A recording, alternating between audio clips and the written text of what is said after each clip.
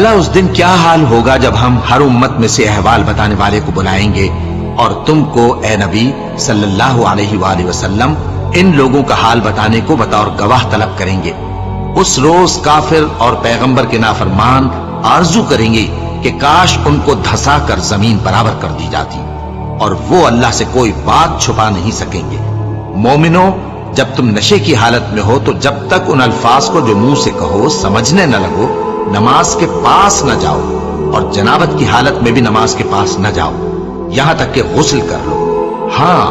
اگر بحالت سفر رستے چلے جا رہے ہو اور پانی نہ ملنے کے سبب غسل نہ کر سکو تو تیمم کر کے نماز پڑھ لو، اور اگر تم بیمار ہو یا سفر میں ہو یا کوئی تم میں سے بیت الخلا سے ہو کر آیا ہو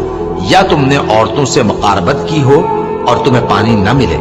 تو پاک مٹی لو اور منہ اور ہاتھوں کا مسح کر کے تیمم کر لو، بے شک اللہ معاف کرنے والا ہے، بخشنے والا ہے۔ بھلا تم نے ان لوگوں کو نہیں دیکھا جن کو کتاب سے حصہ دیا گیا تھا کہ وہ گمراہی کو خریدتے ہیں اور چاہتے ہیں کہ تم بھی رستے سے بھٹک جاؤ، اور اللہ تمہارے دشمنوں سے خوب واقف ہے، اور اللہ ہی کافی کارساز ہے اور اللہ ہی کافی مددگار ہے۔ اور یہ جو یہودی ہیں ان میں کچھ لوگ ایسے بھی ہیں کہ کتاب اللہ کے کلمات کو ان کے مقامات سے ہٹا دیتی ہیں اور کہتے ہیں کہ ہم نے سن لیا اور نہیں مانا، اور کہتے ہیں سنو نہ سنوائے جاؤ، اور زبان کو مروڑ کر اور دین میں طعن کی راہ سے تم سے گفتگو کے وقت راعینا کہتے ہیں، اور اگر یوں کہتے کہ ہم نے سن لیا اور مان لیا اور صرف اسماع اور راعینا کی جگہ انظرنا کہتے تو ان کے حق میں بہتر ہوتا اور بات بھی بہت درست ہوتی، لیکن اللہ نے ان کے کفر کے سبب ان پر لعنت کر رکھی ہے تو یہ کچھ تھوڑے ہی ایمان لاتے ہیں۔ اے کتاب والو،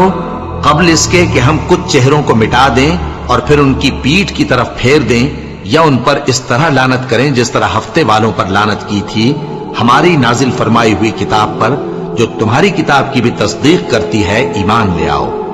اور اللہ نے جو حکم فرمایا سو سمجھ لو کہ ہو چکا۔ اللہ اس گناہ کو نہیں بخشے گا کہ کسی کو اس کا شریک بنایا جائے، اور اس کے سوا اور گناہ جس کو چاہے معاف کر دے، اور جس نے اللہ کا شریک مقرر کیا اس نے بڑا بہتان باندھا۔ کیا تم نے ان لوگوں کو نہیں دیکھا جو اپنے آپ کو پاکیزہ کہتے ہیں؟ نہیں، بلکہ اللہ ہی جس کو چاہتا ہے پاکیزہ کرتا ہے، اور ان پر دھاگے برابر بھی ظلم نہیں ہوگا۔ دیکھو یہ اللہ پر کیسا جھوٹ طوفان باندھتے ہیں، اور یہی کھلا گناہ کافی ہے۔